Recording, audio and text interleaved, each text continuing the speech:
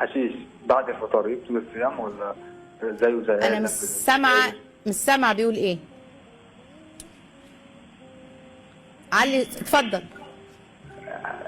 هل الحشيش بعد الفطار يبطل الصيام ولا زيه زي السجاير؟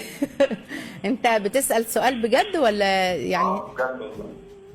انا اصحابي بيقولوا اللي هو عارف ده. اصحابك بيقولوا لك ايه؟ مالكش دعوه باصحابك يا ابني، تسمعني. اسمعني، حشيش ايه يا ابني؟ الله يصلح حشيش ايه بس؟ ده منظر حد هيجاوبك على حشيش؟ لا طبعا، ده بنقول السجاير فيها يعني محرم وضرر وكذا وكذا وكذا، وهو على الصيام ولا غير صيام ولا بعد الصيام. واوعى تسمع مش عارفه ان كان حلال ادينا بنحرقوه وان كان حلال حرام بنحرقوه حلال بنشربوه.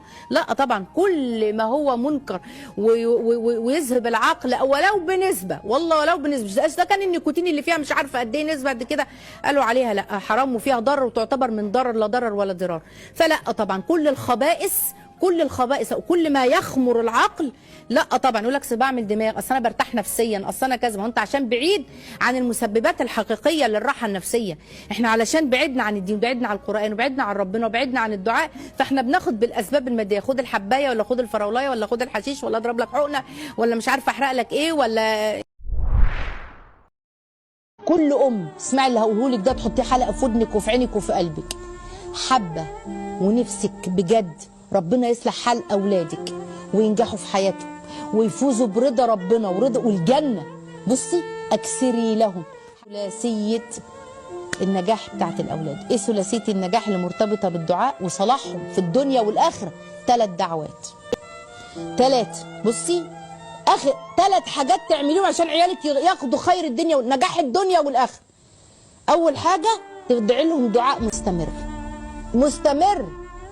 تاني حاجة مال حلال ومطعم حلال، رزق أبيهم أو رزق أمهم تأكليهم حلال.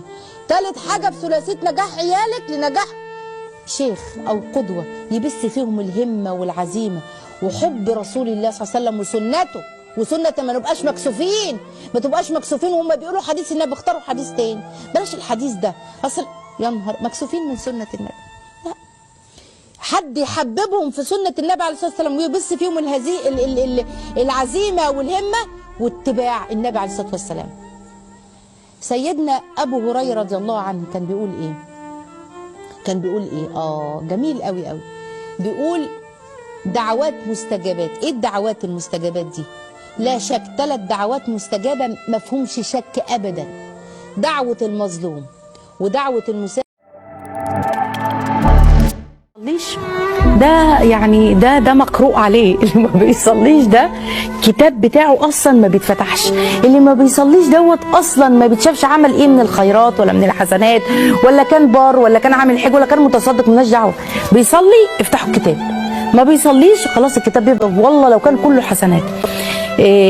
الصلاه نور يا جماعه. تارك الصلاه بيتاخر عنه كل حاجه. ده اللي بيأخر الصلاه بيتاخر عنه. فتارك الصلاه بقى لا، ده يعني ايه؟ ده حياته كده في الدنيا والله لا يوفق ولا يسدد، وتلاقي اموره كلها واقفه. تارك الصلاه ده اصلا تلاقيه مش عايش، يقول لك ايه؟ انا مش فرحان، انا حتى خرجت مع اصحابي ما اناش فرحان، ما انا سعيد، مش حاسس بفرح. الدنيا زي ما هي، زي قبل الرحله زي بعد الرحله، زي كل الايام والاوقات زي بعضيها. ربنا يفتح في الحلقة ديت، لأن فعلا لو انتبهنا لجزئية أهمية الوقت، إن ذهب بعض الوقت ذهب بعضك. يعني حياتك، استثمارك، مفازتك، نجاتك في الدنيا هي في استغلال الوقت. المشكلة والمعضلة احنا مش عايزين نشعر الناس بس، احنا عايزين الناس تتشرب وتتبنى فكرة ان الوقت ده كنز. لو انا استغليته حق الاستغلال انا فزت. يعني بكلم اخت مره من الاخوات وبكلمها بقول لها طيب تمام اكلمك بعد الفجر ان شاء الله ويكوني خلصتي بتاع يعني ايه على بعد قبل على صلاه الضحى، تمام تكوني خلصتي وردك. ضحكت وانا قلت الضحكه دي وراها حاجه لازم اعرف وراها ايه. طلع ان هي بتتكلم اوراد ايه اللي تخلص في ساعه. لا، وفي ذلك فليتنافس المتنافسون في الطاعه. قلت لها ازاي بتجيبي ربع 250,000 ذكر؟ ازاي؟ قالت لي كله بنعمل اليوم كله حوقله، اليوم كله صلاه على الرسول عليه السلام. هل تفتكر ان يبقى في لغو كلام؟ هل تفتكر ان يبقى في تضييع وقت؟ اما بكلمها عن تقول لك لا وقت الصلاه اول نص ساعه سيبها لي، يعني انت بتصلي على الوقت والصلاه تعلمك تنظيم الوقت واداره الوقت بعد كده. حلقتنا النهارده للاداره. نعم. التنظيم احنا اتكلمنا عليه في حلقات قبل كده يا استاذه منى، لكن لما بتكلم مدى يعني فداحه وجرم الكسلان المتغافل اللي مضيع وقته هباء منثورا، اللي ما عندوش تنظيم للوقت ولا اداره الوقت. لما بنتكلم عن اداره الوقت لا ده انت ده في حاجات كتيره قوي، ده في حاجات كتير. اغتنم 5 قبل 5.